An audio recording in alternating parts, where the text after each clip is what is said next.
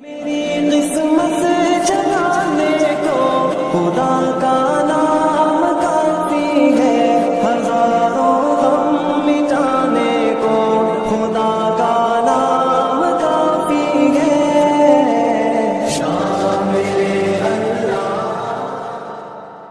حضرت والا کے اس چینل کو سبسکرائب کریں اور بیل آئیکن پر کلک کر کے آل نوٹیفیکیشن کو سلیکٹ کریں تاکہ حضرت والا کے سارے بیانات آپ تک پہلے پہنچیں۔ السلام علیکم ورحمۃ اللہ وبرکاتہ۔ بہت ساری مستورات بھی بیان سے فائدہ اٹھانا چاہتی ہیں، اور ہو سکتا ہے آپ میں سے بھی بہت سارے لوگ ہوں گے جن کی یہ خواہش ہے کہ یہاں جمعہ کے موقع پر جو بیانات ہوتے ہیں وہ بیانات اپنے گھر والوں کو سنائیں، اپنے بیوی بچوں کو، اولاد کو سنائیں۔ تو اس کی سہولت کے لیے ایک یوٹیوب چینل بنایا گیا ہے مدنی دسترخوان کے نام سے، اس میں یہ سارے بیانات اپلوڈ کیے جاتے ہیں۔ آپ حضرات اس سے بھی استفادہ کر سکتے ہیں۔ مدنی دسترخوان کے نام سے یہ چینل موجود ہے۔ اسی طرح آپ سے یہ بھی گزارش کی جاتی ہے کہ الحمدللہ ہماری اس مسجد میں جو لنگر چل رہا ہے مدنی دسترخوان کے نام سے، اس کے لیے بھی اپنا تعاون جاری رکھیں۔ اللہ تعالیٰ آپ کے اس دینے کو بے حد قبول فرمائے۔ یقیناً بہت اونچا عمل ہے جو ہمارے اس پورے محلے کے لیے، علاقے کے لیے ایک مثال ہے۔ یہاں سے لوگ جو ہے اپنا پیٹ کا مسئلہ حل کر رہے ہیں۔ اللہ کی ذات سے امید ہے کہ اس کی وجہ سے ان کے دلوں پر بھی اثر پڑے گا۔ بہت سارے برادران وطن بھی آ کر یہاں کھانا کھاتے ہیں، آج نہیں تو کل ان کے دل بدلیں گے، وہ نہیں تو ان کی نسلیں بدلیں گی، اور یہ سب ہدایت کا ذریعہ یہ مدنی دسترخوان بنے گا۔ تو آپ حضرات اپنا تعاون جاری رکھیں، جو کچھ ہو سکتے ہیں، جو کچھ اپنی طرف سے ہو سکتا ہے، 100 200 جو دے سکتے ہیں اپنی استطاعت کے مطابق اپنا تعاون جاری رکھیں۔ اللہ تعالیٰ آپ کے دینے کو قبول فرمائے۔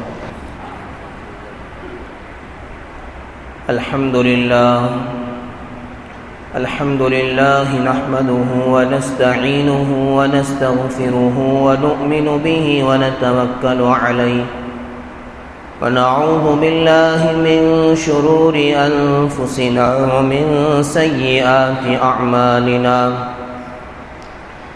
من يهده الله فلا مضل له ومن يضلله فلا هادي له، ونشهد أن لا إله إلا الله وحده لا شريك له، ونشهد أن سيدنا وسندنا وحبيبنا ومولانا محمدا عبده ورسوله، أما بعد فقد قال الله تبارك وتعالى أعوذ بالله من الشيطان الرجيم، بسم الله الرحمن الرحيم،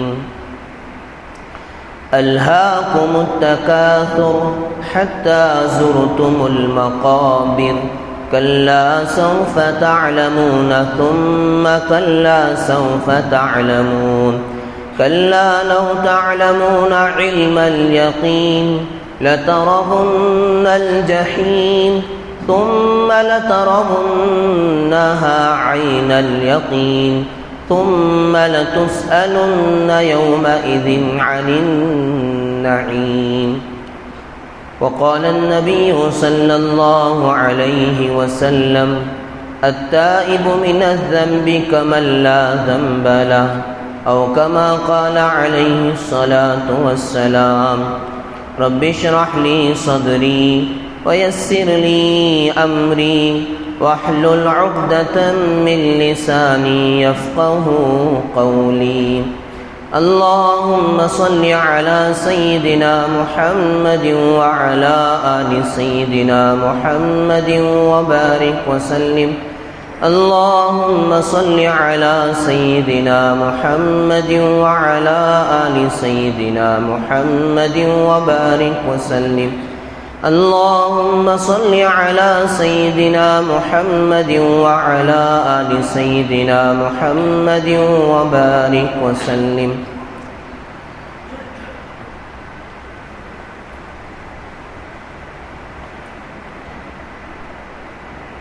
بزرگان محترم، نوجوانان عزیز، گزشتہ جمعہ یہ بات سمجھانے کی کوشش کی گئی تھی کہ اس دنیا کے اندر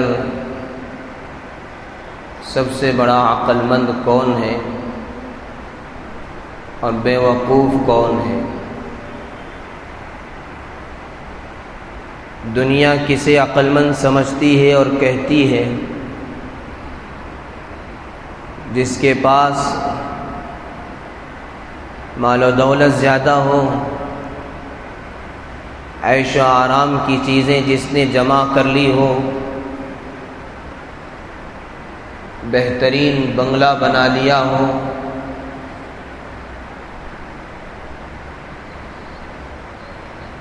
دنیا کے ساز و سامان کو اس نے جمع کر لیا ہو، اور اتنا جمع کر لیا ہو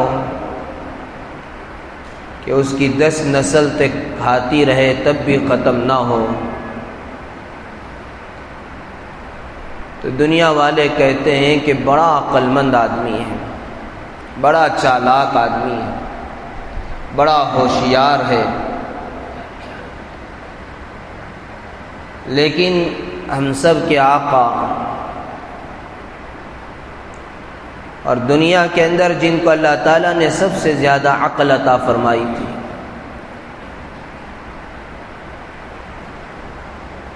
غالباً یہ بات موجود ہے روایتوں میں کہ اللہ تعالیٰ نے عقل کے 100 حصے بنائے، اس میں سے ایک حصے میں ساری دنیا کے لوگوں کو عقل بانٹ دی، اسی ایک عقل سے دنیا کے سارے سائنسدان اور دنیا کے سارے انجینئر، ڈاکٹرز اور اس سے بڑھ کر محدثین، مفسرین، علماء، حفاظ، یہ سب پیدا ہوئے ہیں۔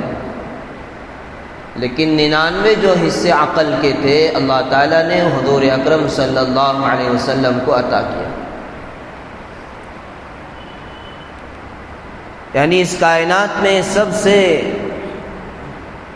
زیادہ جن کو عقل اللہ نے دی تھی اور سب سے زیادہ علم اللہ نے جن کو دیا تھا، خود اللہ کے نبی صلی اللہ علیہ وسلم نے ارشاد فرمایا، اوتیت علم الاولین والآخرین، مجھے پہلے والوں کا بھی علم عطا کیا، بعد والوں کا بھی علم عطا کیا۔ سب سے زیادہ علم جن کو اللہ نے دیا تھا اور سب سے زیادہ عقل جن کو اللہ نے دیا تھا، انہوں نے دنیا میں عقل مند کس کو کہا ہے؟ اللہ کے نبی صلی اللہ علیہ وسلم نے ارشاد فرمایا، دنیا میں عقل مند وہ ہے جو اپنی اصل زندگی کی تیاری کر لے، اس لیے کہ یہ زندگی چند روزہ زندگی ہے، یہ تو ختم ہونے والی زندگی ہے۔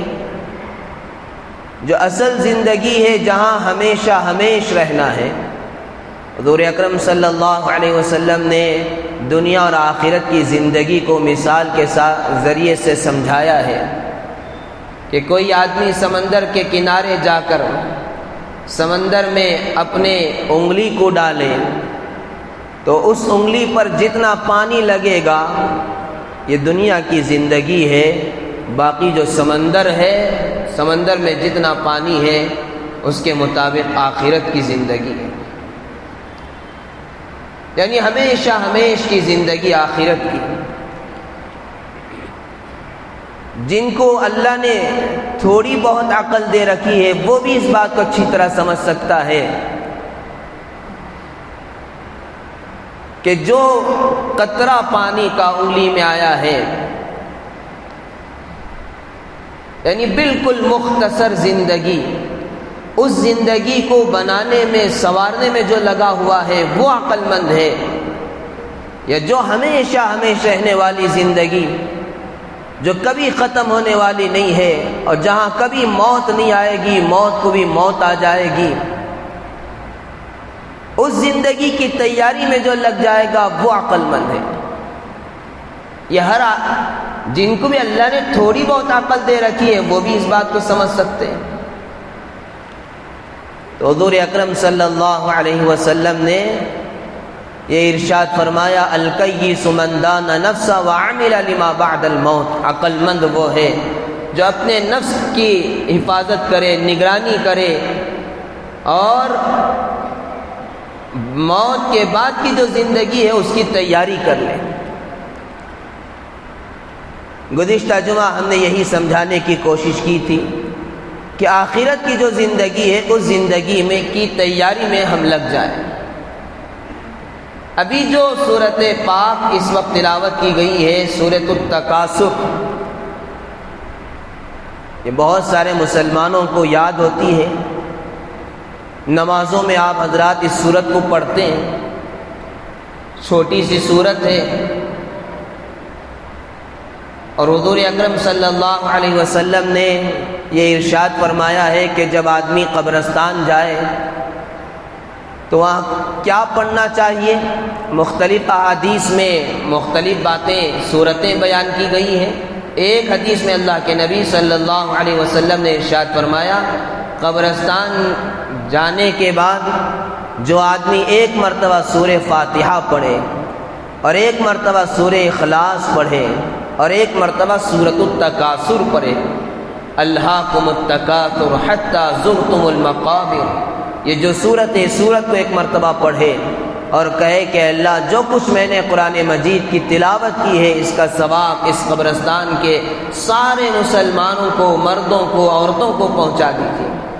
تو اللہ کے نبی صلی اللہ علیہ وسلم نے اس کا فائدہ یہ بیان فرمایا کہ جتنے مسلمان مرد عورتیں اس قبرستان میں ہوں گے وہ سب اس کے حق میں سفارش کریں گے کل قیامت میں۔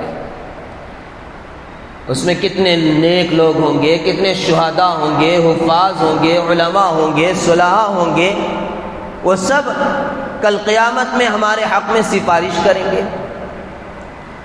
تو سورۃ التکاثر، اس سورت کے اندر بھی اللہ تبارک و تعالی نے ہمیں آخرت کی جو زندگی ہے اس زندگی کی تیاری، اور دنیا کی جو مختصر زندگی ہے اس دھوکے والی زندگی سے نکل کر آخرت کی تیاری ہمیں کر لینا چاہیے، اس پر تنبیہ اللہ تعالیٰ نے اس صورت میں پیغام بھی دیا ہے کہ غفلت سے ہم نکلیں۔ اس صورت کا ترجمہ کیا ہے؟ ذرا ایک مرتبہ آپ ترجمہ سن لیں تاکہ آپ کو بھی ترجمہ یاد ہو جائے، اور جب بھی آپ نماز میں سورت کو پڑھیں تو ترجمہ آپ کے سامنے ہو کہ اللہ اس سورت میں ہمیں کیا کہہ رہا ہے، کیا پیغام دے رہا ہے۔ اس سورت کا ترجمہ یہ ہے، الہاکم التکاثر،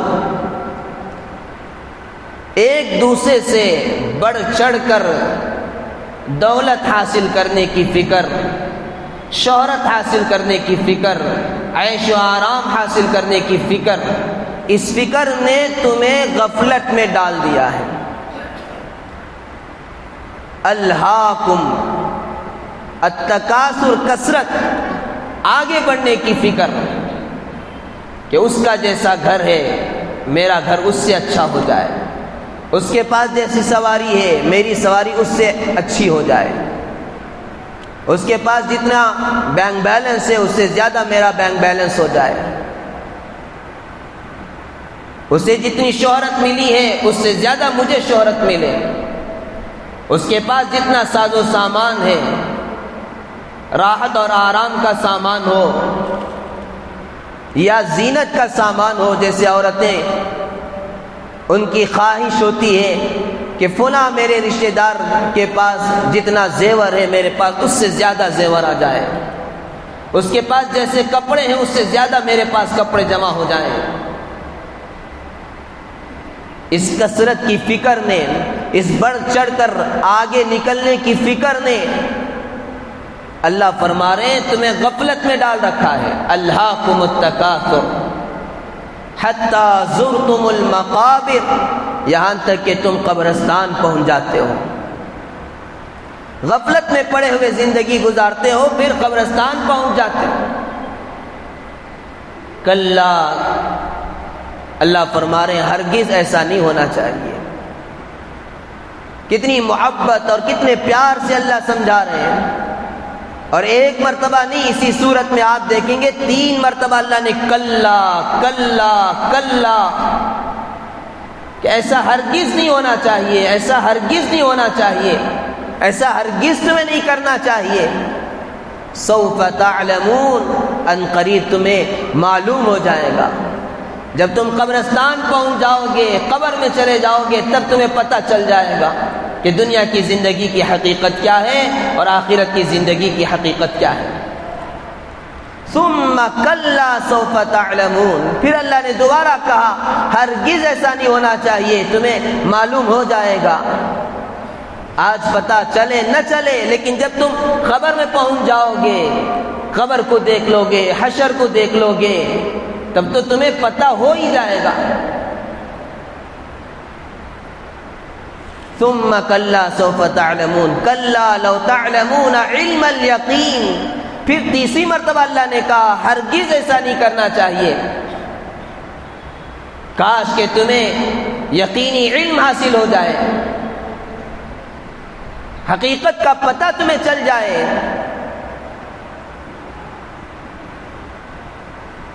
ثم لترون الجحیم، پھر اللہ نے کہا کہ تم ایک نہ ایک دن ضرور جہنم کو دیکھو گے، ہم میں سے ہر ایک نہ ایک دن جہنم کو دیکھے گا، ہر ایک کو پل صراط کے اوپر سے گزرنا ہے۔ وَإِن مِّنكُمْ إِلَّا وَارِدُهَا، قرآن مجید میں اللہ نے کہا تم میں سے ہر ایک کو جہنم کے اوپر جو پل صراط ہے اس پر سے گزر کر تمہیں جانا ہے۔ یہ جو پل صراط ہے یہ جہنم کے اوپر بنایا جائے گا، ہر ایک کو گزرنا پڑے گا اس میں۔ یہ الگ بات ہے کہ جو نیک لوگ ہوں گے، حدیث پاک میں ہے کہ وہ اتنی تیزی کے ساتھ گزر جائیں گے جیسے بجلی کی تیزی ہوتی ہے، اور کچھ لوگ ہوں گے جو اس سے کم رفتار میں، اور کچھ لوگ ہوں گے جو اس سے دھیمی رفتار میں، اور جو فساق ہوں گے، کافر ہوں گے، جو جہنم کے مستحق ہوں گے، وہ اسی پل صراط پر کٹ کر جہنم میں گر جائیں گے۔ لیکن ہر ایک کو جہنم کے اوپر سے گزرنا ہے۔ اللہ ہر ایک کو کیوں گزارے گا؟ اس لیے کہ جنت میں جب جانا ہے تو جنت کی قدر اسی وقت ہوگی جب کہ ہم جہنم کو ایک مرتبہ دیکھ لیں۔ اسی لیے حدیث پاک میں آتا ہے کہ ہر ایک کو جہنم میں اس کا ٹھکانہ بھی دکھایا جائے گا۔ دیکھ، اگر تو دنیا میں نیک اعمال نہ کرتا، ایمان نہ لاتا، تو تیرا ٹھکانہ جہنم میں یہ تھا۔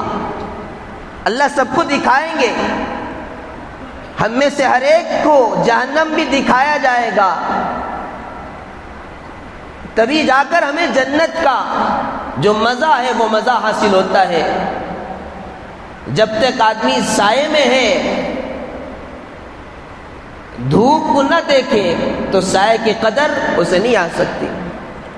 ایک لمبے سفر میں جا رہا ہے، دھوپ سے گزرتے گزرتے، بہت تپتی ہوئی تیز دھوپ سے گزر کر جب آدمی سائے میں جاتا ہے تب اسے سائے کی قدر معلوم ہوتی ہے۔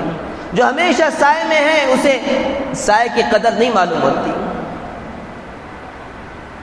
تو اللہ تعالیٰ سب کو جہنم دکھائیں گے اور جہنم میں سب کا ٹھکانہ بتائیں گے کہ دیکھ یہ تیرا ٹھکانہ تھا، اگر تو نیک اعمال نہ کرتا، ایمان نہ لاتا۔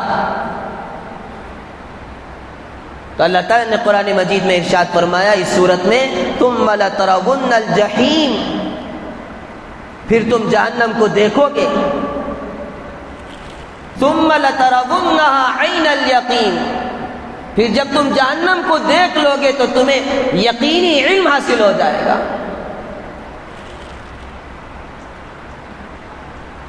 اب تک جو علم ہمیں حاصل ہوا ہے وہ قرآن اور حدیث میں اللہ کے نبی صلی اللہ علیہ وسلم نے جو کچھ بیان کیا ہے جہنم کے بارے میں، جنت کے بارے میں، وہ ہم نے قرآن و حدیث کو سن کر علم حاصل کیا ہے، ہم نے اپنی آنکھوں سے دیکھا نہیں ہے۔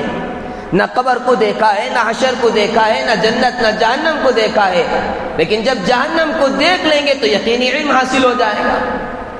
آخر میں اللہ نے کہا ثم لتسألن یومئذ عن النعیم، پھر اس دن تم سے جو نعمتیں اللہ نے تمہیں دے رکھی تھی اس کے بارے میں سوال کیا جائے گا۔ یہ مختصر ترجمہ ہے اس سورت کا۔ اس سورت میں اللہ تعالیٰ نے جو پیغام دیا ہے وہ پیغام کیا ہے؟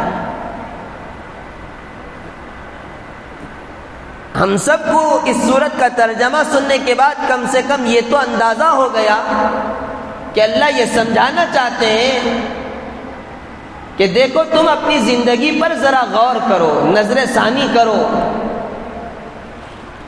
اور دیکھو صدیوں سے اللہ تعالیٰ جو نظام چلا رہے ہیں وہ کیسا نظام ہے کہ ہر ایک پیدا ہوتا ہے، بچپن کی زندگی گزارتا ہے، پھر جوان ہوتا ہے، پھر بوڑھا ہوتا ہے، آخر میں مر جاتا ہے۔ یہی نظام ہے، اس کے علاوہ کوئی اور نظام تو نہیں ہے۔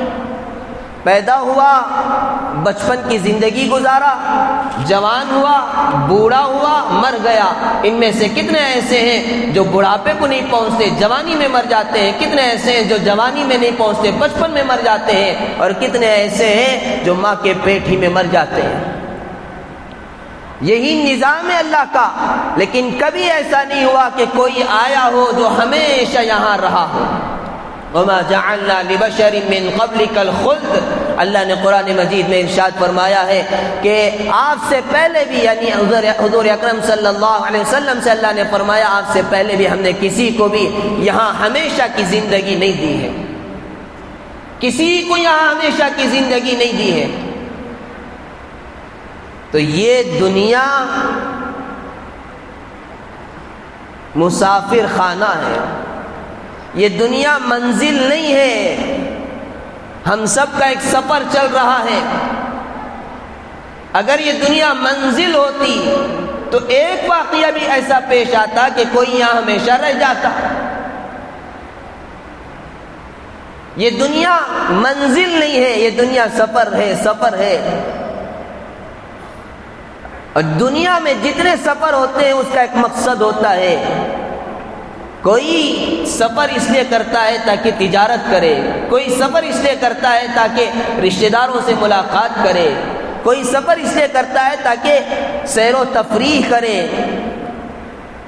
کسی نہ کسی مقصد کے لیے سفر کرتا ہے۔ کوئی ایسا نہیں ہے جو بغیر مقصد کے سفر کرے۔ بس میں بیٹھا ہوا ہے، آپ نے پوچھا اس سے کہ بھائی کہاں جا رہے ہو، تو وہ کہے کہ پتہ نہیں۔ اچھا چلو کیوں جا رہے ہو؟ اب وہ کہے کہ پتہ نہیں، یعنی نہ مقصد معلوم ہے نہ منزل معلوم ہے، تو آپ کہیں گے بڑا بیوقوف ہے جو بغیر مقصد کے سفر کر رہا ہے۔ آپ یہاں سے سٹی مارکیٹ جاتے ہیں، میجسٹک جاتے ہیں، شیواجی نگر جاتے ہیں، جہاں بھی جاتے ہیں کچھ نہ کچھ مقصد ہوتا ہے۔ چلو کچھ نوجوان چائے پینے ہی کے لیے جاتے ہوں گے، لیکن مقصد تو ہے چائے پینا، ایسا تو کوئی نہیں ہے خواہ جائے آئے۔ تو دنیا ایک سفر ہے، منزل نہیں ہے۔ اب اس کا مقصد کیا ہے؟ وہ مقصد معلوم ہوگا جس نے ہمیں پیدا کیا ہے، اس سے پوچھیں گے تو۔ اللہ نے قرآن مجید میں مقصد بیان فرما دیا۔ اللہ تعالیٰ نے سورہ ذاریات میں ارشاد فرما دیا وَمَا خَلَقْتُ الْجِنَّ وَالْإِنسَ إِلَّا لِيَعْبُدُونَ، کہ انسانوں کو اور جنات کو پیدا کرنے کا مقصد یہ ہے، دنیا میں بھیجنے کا مقصد یہ ہے کہ وہ میری بندگی کریں، میری بات مان کر زندگی گزاریں، میری عبادت کریں۔ بندگی کے لیے اللہ نے ہمیں بھیجا ہے۔ ہم سب ایک سفر میں چل رہے ہیں اور ہمارا مقصد اللہ کی بندگی ہے، آخرت کی تیاری ہے۔ لیکن دنیا میں آنے کے بعد ہم نے اس مقصد کو بھولا بیٹھا، اس مقصد کو بھول کر زندگی گزار رہے ہیں۔ 24 گھنٹے دن میں ہیں۔ آپ خود ہم میں سے ہر ایک غور کریں کہ اس 24 گھنٹے میں ہم کتنا وقت یہ سوچتے ہیں کہ ہماری زندگی کا جو مقصد ہے اس مقصد کی ہم کیا تیاری کر رہے ہیں اور کتنی تیاری ہم نے کر رکھی ہے۔ دنیا میں اللہ نے آخرت کی تیاری کے لیے بھیجا تھا، دنیا کو اللہ نے آخرت کے لیے کھیتی بنایا۔ الدنیا مزرعۃ الآخرہ، دنیا آخرت کی کھیتی ہے، لیکن ہم مقصد کو بھلا بیٹھے اور مقصد کو بھول کر دنیا میں ایسے مشغول ہو چکے ہیں کہ ہم یہ سمجھ رکھے ہیں کہ یہی اصل زندگی ہے۔ اب اسی کی تیاری میں لگے ہوئے ہیں کہ کیسے ہم آگے بڑھیں، کیسے ہم بہترین سے بہترین گھر بنائیں، بنگلے بنائیں، کھانے کی چیزیں جمع کر لیں، عیش و آرام کی چیزیں جمع کر لیں۔ اسی دوڑ دھوپ میں ہم لگے ہوئے ہیں۔ ایک حدیث میں اللہ کے نبی صلی اللہ علیہ وسلم نے ارشاد فرمایا ہے، بڑے غور سے سننے کی حدیث ہے، ہمیشہ یاد رکھنے کی حدیث ہے، خصوصیت کے ساتھ جن کو اللہ نے وسعت کے ساتھ مال دے رکھا ہے ان سب کو یہ حدیث اچھی طرح سمجھنا چاہیے۔ اللہ کے نبی صلی اللہ علیہ وسلم ایک مرتبہ شام کے وقت باہر تشریف لائے اپنے دولت قدا سے، اور ارشاد فرمایا تمہیں شرم نہیں آتی؟ صحابہ سے فرمایا ہے، لیکن خطاب تو صرف صحابہ سے نہیں تھا، قیامت تک آنے والے ساری انسانیت کو ہے کہ تمہیں شرم نہیں آتی؟ ہم یوں سمجھیں کہ اللہ کے نبی صلی اللہ علیہ وسلم ہم میں سے ہر ایک سے مخاطب ہے، ہم میں سے ہر ایک سے کہہ رہے ہیں کہ تمہیں شرم نہیں آتی؟ فرمایا کھانا اتنا جمع کر لیتے ہو جتنا تمہیں کھانا ہی نہیں ہے۔ اب ہم سب اپنی زندگی کا جائزہ لیں۔ گزشتہ جمعہ بھی ہم نے اسی پر بات عرض کی تھی، عمر ہو چکی ہے، 50 سال 60 سال ہو چکے ہیں، اب کتنے سال زندگی گزارو گے؟ چلیے 70 سال تک پہنچ گئے، 80 سال تک بہت مشکل سے لوگ اب پہنچ رہے ہیں، 50 سال کے بعد تو کوئی گارنٹی اب نہیں ہے۔ چلیے مان لیجئے کہ آپ کی عمر اگر 50 سال ہو گئی، حالانکہ موت کے بارے میں ہمیں ہمیشہ یہ یقین رکھنا چاہیے کہ کب پتہ نہیں موت آ جائے۔ حضور اکرم صلی اللہ علیہ وسلم نے مختلف صحابہ اکرام سے پوچھا تھا کہ موت کے بارے میں تمہارا کیا خیال ہے؟ تو صحابہ اکرام نے مختلف باتیں ارشاد فرمائی، لیکن اللہ کے نبی صلی اللہ علیہ وسلم نے ارشاد فرمایا کہ جب ایک طرف میں سلام پھیرتا ہوں تو دوسری طرف سلام پھیر پاؤں گا یا نہیں پاؤں گا مجھے اس کی بھی کوئی گارنٹی نہیں ہوتی ہے۔ اتنا موت کو قریب سمجھنا چاہیے۔ 50 سال ہو چکے ہیں، اب آپ دیکھیں آپ کے پاس کتنا بینک بیلنس ہے، کتنی جائیداد ہے۔ چلیے آپ اپنی صحت کے اعتبار سے، اپنی طاقت کے اعتبار سے یہ سمجھ رہے ہیں کہ میں اور 8-10 سال زندگی گزار پاؤں گا۔ مان لیجئے ایک بات، گارنٹی تو کسی کی نہیں ہے، لیکن مان کر چلیں تو آپ دیکھیں کہ آپ روزانہ کتنا کھاتے ہیں، آپ کے کھانے کے لیے روزانہ کا خرچ کتنا ہے، ماہانہ خرچ کتنا ہے، سالانہ خرچ کتنا ہے، کھانے کا، دوائیوں کا سب خرچ نکال لیں۔ اگر آپ مان لیں سال کا خرچ آپ کا 1 لاکھ روپے ہے اور آپ کو یہ امید ہو رہی ہے کہ 8-10 سال میں ابھی زندہ رہوں گا، تو چلیے 10 لاکھ روپے، 10 لاکھ روپے سے آپ کے مسائل حل ہو سکتے ہیں۔ لیکن آپ دیکھیں آپ کے پاس کروڑوں کے پیسے موجود ہیں، اب بھی اس کو کیسے آگے بڑھائیں گے، اس میں اور کیسے ترقی کریں گے، اس کی فکر میں۔ حضور اکرم صلی اللہ علیہ وسلم نے یہی ارشاد فرمایا کہ تمہیں شرم نہیں آتی، جتنا کھانا نہیں ہے اتنا کھانا تم جمع کر رہے ہو، اور فرمایا تمہیں شرم نہیں آتی جس میں رہنا نہیں ہے اتنے مکانات بنا رہے ہو. ایک مکان اپنے لیے بنا لیا ٹھیک ہے، 2 3 4 مکانات. چلیے اولاد ہے، اولاد کے لیے آپ نے بنایا ہے، بہت اچھی بات ہے، اولاد کو دینا چاہیے، لیکن جتنی اولاد ہے اس سے بھی زیادہ مکانات. تو حضور صلی اللہ علیہ وسلم نے فرمایا تمہیں شرم نہیں آتی؟ یقیناً ہم سب کو شرم آنا چاہیے. اور فرمایا تمہاری امیدیں بہت لمبی ہیں، عمر ہو چکی ہے، 60 سال ہو چکے ہیں، اب بھی امیدیں ہیں کہ میں میرے پوتے کی شادی کو دیکھ کر ہی مروں گا، اس سے پہلے مجھے موت نہیں آئے گی. میرے نواسے کی شادی کو جا کر اس کے بعد ہی موت آئے گی، اس سے پہلے موت نہیں آئے گی.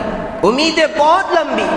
حضور اکرم صلی اللہ علیہ وسلم نے ارشاد فرمایا جب انسان کی عمر بڑھتی ہے، بوڑھا ہوتا ہے، تب بھی اس کے اندر 2 چیزیں زوال ہو جاتی ہیں.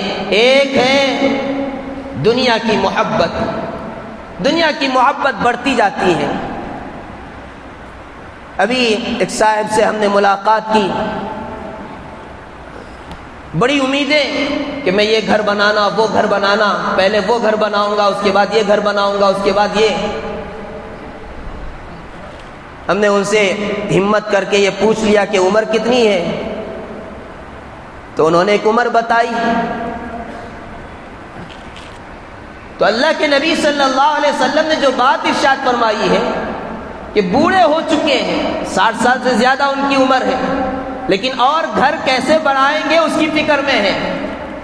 ہم نے ان کو توجہ دلائی کہ بھئی آخرت کی تیاری کریں، یقیناً اولاد کے لیے کچھ کرنا ہے کریں، کم سے کم ایک حصہ، 3 حصے میں سے 1/3 حصہ اپنی آخرت کے لیے کریں. یہ اولاد آپ کی کام نہیں آئے گی، بلکہ حدیث پاک میں ہے مرنے کے بعد کیا ہوگا. یہ کتاب ہے، اس کتاب کے اندر یہ حدیث موجود ہے کہ کل قیامت کے دن کیا حال ہوگا کہ ماں باپ بھی اگر بیٹے کو قرض دیے ہیں تو کل قیامت میں وہ معاف نہیں کریں گے، وہ کہیں گے کہ میرا قرض واپس کر. ماں باپ بھی معاف نہیں کریں گے. یوم یفر المرء من اخیہ وامہ وابیہ وصاحبتہ وابیہ وصاحبتہ وبنیہ. نہ بیٹا کام آئے گا، نہ بیٹی کام آئے گی، نہ دوست کام آئیں گے، نہ بیوی، نہ شوہر، نہ ماں باپ. ہر ایک دوسرے کو دیکھ کر بھاگیں گے، کوئی کام نہیں آئے گا. میرے بھائیوں، میرے بزرگوں، کام آنے والی جو چیزیں وہ ہمارے نیک اعمال ہیں، اور جو ہم نے صدقہ جاریہ کر دیا ہے وہی کام آئے گا. حتی زرتم المقابر، یہ آگے بڑھنے کی فکر اور کثرت کی فکر، سب سے آگے بڑھ جانے کی فکر نے تمہیں غفلت میں ڈال رکھا ہے. حتی زرتم المقابر، یہاں تک کہ تم قبرستان پہنچ جاتے ہو. اس لیے میرے بھائیوں، میرے بزرگوں، اس سورت نے ہمیں یہ پیغام دیا ہے کہ غفلت سے نکلو. جوان یہ نہ سمجھے کہ یہ تو بوڑھوں سے کہا جا رہا ہے، میں تو ابھی جوان ہوں. حضرت نے جو بتایا ہے حساب لگا کر 50 سال کے بعد کا 10 لاکھ روپے کم سے کم رکھو. میں تو ابھی جوان ہوں، اس غفلت میں نہ پڑے. کسی کو بھی غفلت میں نہیں پڑنا ہے. ہر ایک کو اپنی غفلت کی زندگی سے نکلنا ہے، آخرت کی تیاری کرنا ہے. موت کے بعد جو کام آئے گی وہی چیزوں کی تیاری ہے. مختصر زندگی رہنے کے لیے ایک گھر نہیں، 4 5 گھر بنا رہے ہیں. جنت میں رہنا ہے جہاں ہمیشہ رہنا ہے، اس کے لیے آپ نے کتنے گھر بنا رکھے ہیں؟ ذرا زندگی کا جائزہ لیں. چند روز، چند سال زندگی گزارنے کے لیے یہاں ہم نے عیش و آرام کے لیے اتنی نعمتیں جمع کر رکھی ہیں. اے سی کا بھی انتظام کر لیا، سب کچھ، نرم بستر، سب کچھ انتظام کر لیا. قبر میں بھی جا کر سونا ہے، اس کی ہم نے کتنی تیاری کر رکھی ہے، اس کی ہم نے کیا فکر کر رکھی ہے. حضور اکرم صلی اللہ علیہ وسلم نے ارشاد فرمایا کہ تم تو قبر کو بھول جاتے ہو، لیکن قبر تمہیں روزانہ پکار کر کہتی رہتی ہے کہ میں کیڑے مکوڑوں کا گھر ہوں، میں اندھیروں کا گھر ہوں. قبر روزانہ پکار کر کہہ رہی ہے جب مومن کوئی بندہ مر کر جاتا ہے، نیک آدمی جاتا ہے، تو قبر کہتی ہے کہ میری پشت پر جتنے لوگ چلتے تھے اس میں تو سب سے اچھا تھا، بہتر تھا، تیرا آنا مبارک ہے۔ اس کے بعد قبر اس کی لیے اتنی وسیع ہو جاتی ہے جہاں تک اس کی نگاہ جائے، جنت کے کھڑکیاں کھول دی جاتی ہیں، جنت کی ہوائیں اور خوشبوئیں وہاں پھیل جاتی ہیں۔ اور جب کوئی کافر، فاسق، گنہگار جاتا ہے تو قبر کہتی ہے کہ تیرا آنا نامبارک ہے، منحوس ہے تو، میری پشت پر جتنے لوگ چلتے تھے اس میں سب سے برا مجھے تو تھا، آج تو میرا سلوک بھی دیکھے گا۔ اس کے بعد قبر اس کو اتنا دباتی ہے، حضور اکرم صلی اللہ علیہ وسلم نے اپنے دونوں ہاتھوں کو غالباً اس طرح انگلیاں ایک دوسرے کے اندر داخل کر کے ارشاد فرمایا کہ اس طرح دباتی ہے کہ انسان کی جسم کی ہڈیاں، پسلیاں ایک دوسرے میں گھس جاتی ہیں۔ پھر اس پر 70 اژدہے مسلط کر دیے جاتے ہیں۔ ایک اژدہا بھی اتنا خطرناک، اتنا زہریلا، اگر وہ زمین پر پھونک مار دے تو قیامت تک اس زمین پر کوئی گھاس وغیرہ نہ ہوگے۔ پھر اس کے ساتھ جو حشر ہوتا ہے، قبر کے اندر جو معاملہ ہوتا ہے، وہ تفصیلات اپنی جگہ موجود ہیں۔ میرے بھائیوں، میرے بزرگوں، اللہ نے اگر مال دے رکھی ہے، کچھ نہ کچھ شرم کیجئے، حضور صلی اللہ علیہ وسلم کی اس بات کو سامنے رکھ کر شرم کیجئے اللہ کے واسطے۔ اتنا نہ جمع کیجئے جتنا آپ کو کھانا نہیں ہے، اتنے گھر نہ بنائیے جتنا آپ کو رہنا نہیں ہے۔ اگر اللہ نے دیا ہے تو آپ اس کو صحیح جگہ خرچ کیجئے، صحیح جگہ لگائیے، جمع کر کے نہیں رکھنا ہے، اس میں آگے بڑھیں۔ اس بات کو اچھی طرح سمجھیں، اس کا مطلب ہرگز یہ نہیں ہے کہ ہمیں ترقی نہیں کرنا ہے، ترقی ضرور کریں، لیکن اس ترقی کو آخرت کی ترقی کا ذریعہ بنائیں، صدقہ جاریہ کریں۔ حضور اکرم صلی اللہ علیہ وسلم نے ارشاد فرمایا اذا مات الانسان انقطع عنہ عمله، جب انسان مر جاتا ہے، اللہ کا کرم دیکھیے، اللہ کا احسان دیکھیے، مرنے کے بعد بھی اگر انسان یہ چاہتا ہے کہ میرے نامہ اعمال میں نیکیاں لکھی جاتی رہیں، انقطع عنہ عمل، اس کا عمل تو ختم ہو گیا، الا من ثلاث، حضور اکرم صلی اللہ علیہ وسلم نے ارشاد فرمایا ہاں 3 طریقے سے اس کے نیک اعمال بڑھتے رہیں گے اور نامہ اعمال میں نیکیاں بڑھتی جائیں گی۔ فرمایا صدقۃ جاریہ، صدقہ جاریہ ہے۔ کیا ہے صدقہ جاریہ؟ یعنی ایسا صدقہ آپ کر کے جائیں جس کا نفع ہمیشہ جاری رہے، فائدہ ہمیشہ لوگ اٹھاتے رہیں، تو اس کا ثواب بھی آپ کو ہمیشہ ملتا رہے گا۔ اس کے لیے مسجد تعمیر کرنا ہے، مدارس تعمیر کرنا ہے۔ ایک بات اچھی طرح یاد رکھیں، ایک بہت بڑے عالم دین ایک موقع پر ارشاد انہوں نے کہا، فرمایا تھا کہ لوگ مسجدوں کی تعمیر پر تو بہت توجہ دیتے ہیں، انہوں نے عربوں سے کہا تھا، آپ حضرات جانتے ہیں عرب حضرات جو ہے مسجد بنانے میں آگے بڑھ کر حصہ لیتے ہیں، اس لیے کہ وہاں تو حکومت خود مسجدیں بناتی ہے، تو ان کو مسجد بنانے کا وہاں موقع نہیں ہے، تو وہ غریب علاقوں میں، ہمارے ملک میں، دوسرے ممالک میں مساجد تعمیر کرتے ہیں۔ یقیناً بہت اونچا ثواب ہے، جو مسجد بنائے گا اللہ اسے جنت پہ گھر بنائیں گے، محل بنائیں گے۔ لیکن حضرت نے فرمایا، حضرت مولانا مفتی سبیل صاحب دامت برکاتہم جو اس وقت بھی زندہ ہیں، اللہ ان سے بہت اونچا کام لے رہا ہے، حضرت نے فرمایا میں نے عربوں کو یہ توجہ دلائی کہ تم مساجد پر ضرور خرچ کرتے ہو، لیکن اس سے زیادہ ثواب مدارس پر خرچ کرنے میں ہے۔ کیوں؟ اس لیے کہ مدارس اسلامیہ یہ دین کے قلعے ہیں، یہاں مساجد کو چلانے والے پیدا کیے جاتے ہیں، علماء تیار ہوتے ہیں، حفاظ تیار ہوتے ہیں۔ اگر ایک ایک عالم، ایک ایک حافظ تیار ہوگا، نہ جانے وہ کتنی مسجدیں تعمیر کروا دے گا لوگوں کو ترغیب دے کر۔ مسجدوں کو سنبھالنے والے اور مسجد کا جو مین ہے امام، وہ تیار ہوتے ہیں مدارس میں، تو مدارس کو بنائیں۔ آپ اگر مجھ سے پوچھیں، ہم نے جن سے تذکرہ کیا، تشکیل کی، تو انہوں نے کہا کہ حضرت بتائیے آپ کیا کرنا چاہتے ہیں، یعنی کیا کرنا چاہیے۔ ہم نے ان سے کہا ہمارے محلے کے حالات دیکھیں، ہمارے محلے کے اندر لڑکیوں کی تعلیم کا صحیح نظام نہیں ہے، عورتوں کی تعلیم کا صحیح نظام نہیں ہے، اگر ہم یہاں اپنی بچی کو حافظ قرآن بنانا چاہتے ہیں، جو ہمارے یہاں سے تقریباً ختم ہوتا جا رہا ہے، بچوں کو تو حافظ بنا رہے ہیں، بچیوں کو بھی حافظ بنانا چاہیے۔ حضرات صحابیات میں حفاظ حضرت عائشہ رضی اللہ تعالیٰ عنہ حافظہ تھیں، مختلف صحابیات حافظہ ہیں۔ کسی کے دل میں تمنا ہے کہ میں اپنی بچی کو حافظ بناؤں، تو ہمارے اس علاقے میں یہ سمجھتا ہوں بنگلور شہر میں ہی گنے چنے ادارے موجود ہیں جہاں لڑکیوں کے حفظ کا انتظام ہے، ورنہ بھٹکل جانا پڑتا ہے، منگلور جانا پڑتا ہے، مختلف دور علاقے جانے پڑتے ہیں۔ کیا ہم اپنے اس علاقے کے اندر، محلے کے اندر ایک ادارہ ایسا قائم نہیں کر سکتے جہاں بچیوں کی تعلیم کا نظام ہو، جہاں بچیوں کو حافظ قرآن بنایا جائے، دنیا کی سب سے بڑی ڈگری ان کو دی جائے اور دنیا کا سب سے بڑی دولت ان کو دی جائے؟ تو یہ کیجئے، مسافر خانہ بنائیے، اسکولز بنائیے۔ اس وقت سب سے بہت زیادہ ضرورت اس بات کی بھی ہے کہ اسکولز قائم کیے جائیں جہاں اسلامی طریقے پر ان کو تعلیم کا نظام بنایا جائے، ہمارے بچے اسکول کی تعلیم میں آگے بڑھ سکیں، ان کا نظام بنانا چاہیے۔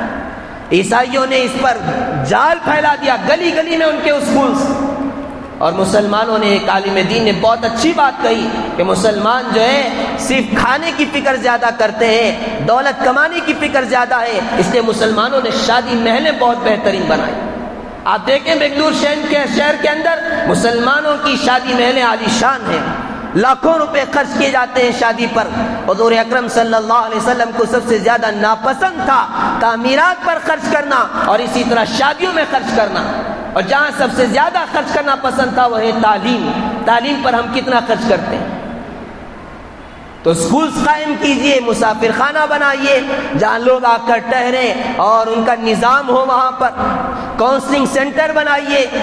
غیر مسلم جو نو مسلم ہوتے ہیں، اسلام کو قبول کرتے ہیں، ان کی تعلیم اور تربیت کے لیے کہیں نظام صحیح طریقے سے نہیں ہے، اس کا ایک نظام قائم کیجئے، ایسے ادارے قائم کیجئے۔ اللہ نے دیا ہے، اللہ نے دولت دے رکھی ہے، ایک گھر سے 2 گھر 3 گھر 4 گھر شرم کرتے ہوئے، جیسے حضور اکرم صلی اللہ علیہ وسلم نے فرمایا کہ جس گھر میں تمہیں رہنا نہیں ہے تم کیوں بناتے ہو، جس کھانے کو تمہیں کھانا نہیں ہے کیوں بنا رہے ہو؟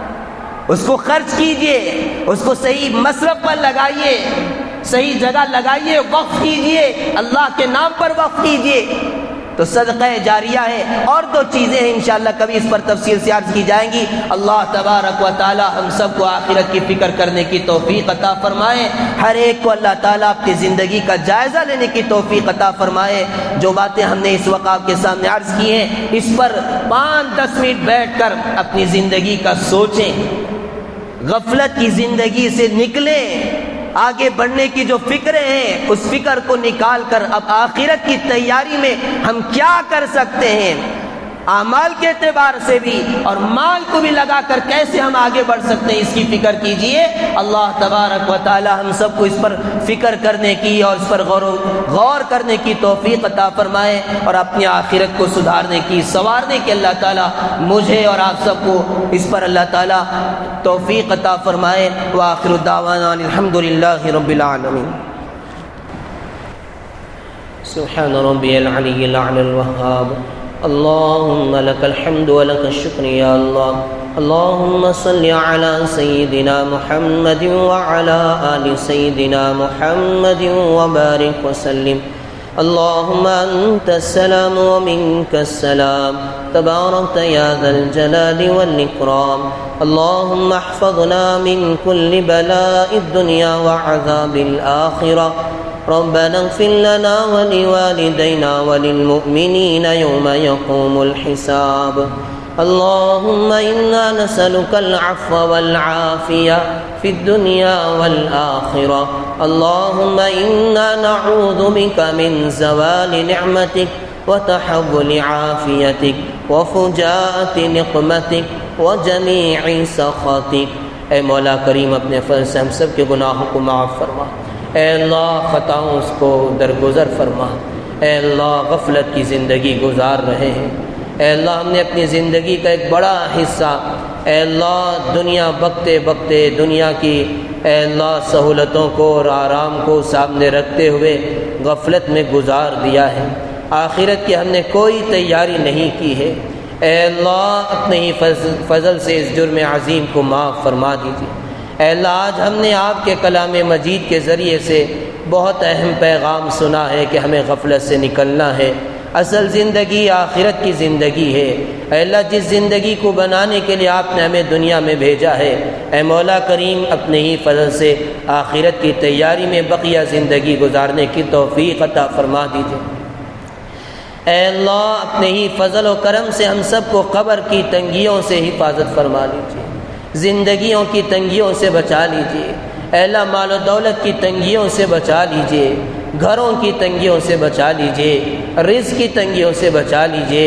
اللہ وسعت والی، برکت والی، عافیت والی زندگی نصیب فرما دیجیے، عافیت والا رزق نصیب فرما دیجیے، کفایت شعاری کے ساتھ زندگی گزارنے کی توفیق عطا فرما دیجیے۔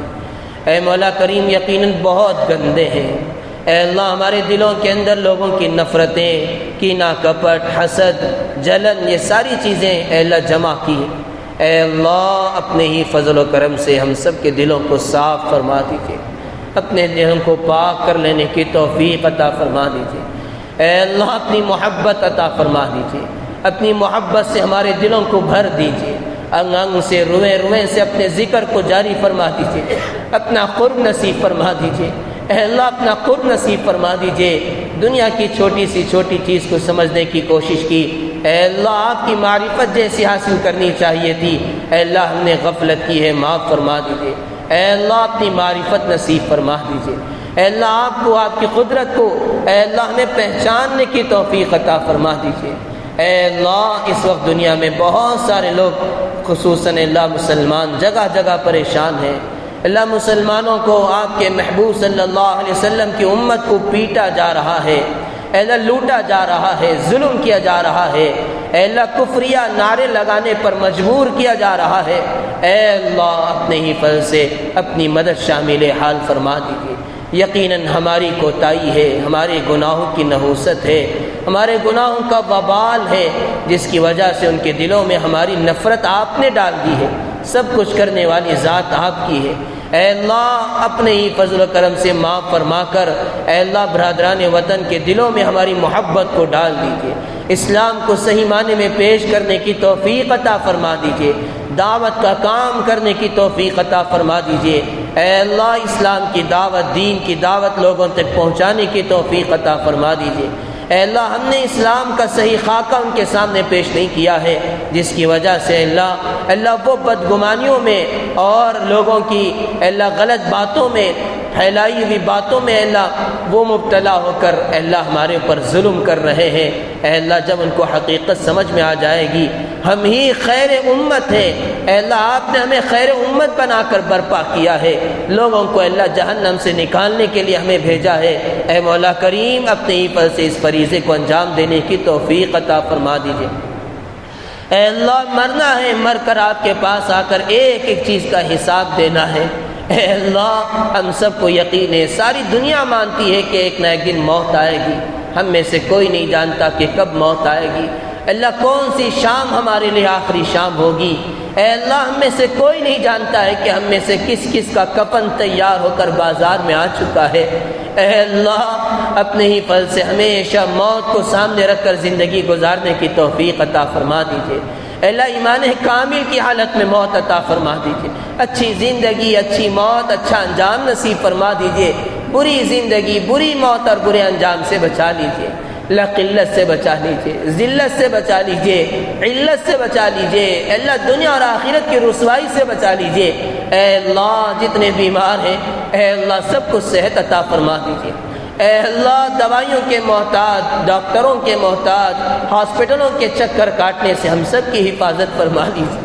اے اللہ عافیت والی زندگی نصیب فرما دیجیے، صحت تندرستی والی زندگی نصیب فرما دیجیے۔ اللہ کسی بھی حال میں کسی کا محتاج نہ بنائیے۔ اے اللہ جس طرح ہم اپنی پیشانی کو آپ کے علاوہ کسی اور کے سامنے نہیں جھکاتے ہیں، اے اللہ اپنے ہی فضل و کرم سے یہ ہاتھ اٹھیں تو صرف آپ کے سامنے اٹھے، اس کی توفیق عطا فرما دیجیے۔ اے اللہ یہاں آ کر مانگنے میں کوئی اے اللہ ذلیل نہیں ہوتا ہے۔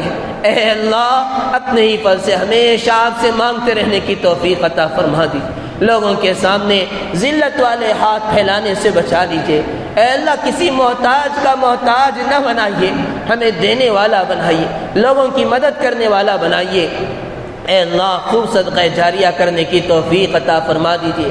آپ نے جو کچھ مال دے رکھا ہے اے اللہ اس کا صحیح حساب کر کے اے اللہ اپنی آخرت کے لیے زیادہ سے زیادہ اپنے مال کو لگا دینے کی توفیق عطا فرما دیجیے۔ اے اللہ شیطان ہمیں دھوکہ دے رہا ہے کہ ابھی نہیں پھر کبھی کر لیں گے، آگے جا کر کریں گے۔ اللہ اسی دھوکے میں زندگی ختم ہو جاتی ہے، موت آ جاتی ہے، پھر کچھ کر نہیں پاتے۔ اے اللہ صحت کی حالت میں اچھی، اے اللہ تندرستی کی حالت میں آپ کے محبوب صلی اللہ علیہ وسلم نے فرمایا صدقہ کرنے پر زیادہ ثواب ملتا ہے۔ اے اللہ ہم سب کو صحت کی حالت میں، تندرستی کی حالت میں اے اللہ ہم سب کو زیادہ سے زیادہ صدقہ جاریہ کر کے جانے کی توفیق عطا فرما دیجیے۔ ہماری اولاد کو نیک صالح بنا دیجیے، آنکھوں کی ٹھنڈک بنا دیجیے، نجات کا ذریعہ بنا دیجیے، حافظ قرآن عالم دین بنا دیجیے۔ اے اللہ ہم سب کے والدین کی مغفرت فرما دیجیے۔ اے اللہ ان کے لیے ہم سب کو آنکھوں کی ٹھنڈک بنا دیجیے۔ اے اللہ جن جن کے والدین دنیا سے رخصت ہو چکے ہیں اے اللہ اپنے ہی فضل و کرم سے ان کی قبروں کو جنت کا باغ بنا دیجیے، جنت کی ہواؤں کو چلا دیجیے۔ اے اللہ کروٹ کروٹ جنت نصیب فرما دیجیے، بال بال مغفرت فرما دیجیے، قرب کے اعلیٰ درجات نصیب فرما دیجیے، رحمتوں کی بارش فرما دیجیے۔ اے اللہ ہمارے جو کچھ اعمال ہیں وہ دیکھ رہے ہیں، ہم اچھا کر رہے ہیں یا برا کر رہے ہیں اللہ وہ دیکھ رہے ہیں۔ اے اللہ کل قیامت میں اللہ سب کے سامنے رسوا ہونے سے بچا لیجیے، رسوا ہونے سے بچا لیجیے، اچھے اعمال کرنے کی توفیق عطا فرما دیجیے، ان کے لیے خوب ایصال ثواب کرتے رہنے کی توفیق عطا فرما دیجیے۔ اے اللہ جتنے بے نکاح لڑکیاں لڑکے موجود ہیں سب کے لیے نیک صالح جوڑے کا انتظام فرما دیجیے، میاں بیوی میں خوب محبت الفت نصیب فرما دیجیے، بے اولادوں کو نیک صالح اولاد نصیب فرما دیجیے، مقروضوں کے قرض کی ادائیگی کی شکلیں صورتیں پیدا فرما دیجیے، مساجد کی، مدارس کی، خانقاہوں کی، دعوت و تبلیغ کے مراکز کی، دین کے تمام شعبوں کی حفاظت فرما دیجیے۔ اللہ ہماری مستورات کو، ہماری عورتوں کو بھی نیک ہدایت عطا فرما دیجیے، پردے کا پابند بنا دیجیے، شوہروں کی اور اپنے ماں باپ کی خوب خدمت کر کے ان کو راضی کر کے اللہ جنت کے مستحق بنا دیجیے، جہنم میں جانے سے بچا لیجیے۔ اے اللہ جو کچھ مانگا ہو بھی عطا فرما دیجیے، جو مانگنے سے رہ گیا اپنی شان کے مطابق عطا فرما دیجیے۔ اللہ جو حضرات دعاؤں کی درخواست کرتے ہیں یا امیدیں رکھتے ہیں یا جن کے لیے دعائیں کرنا ہمارے اوپر حق بنتا ہے، جن کا ہمارے اوپر اے اللہ کسی بھی طریقے کا احسان ہے، سب کو آپ جانتے ہیں۔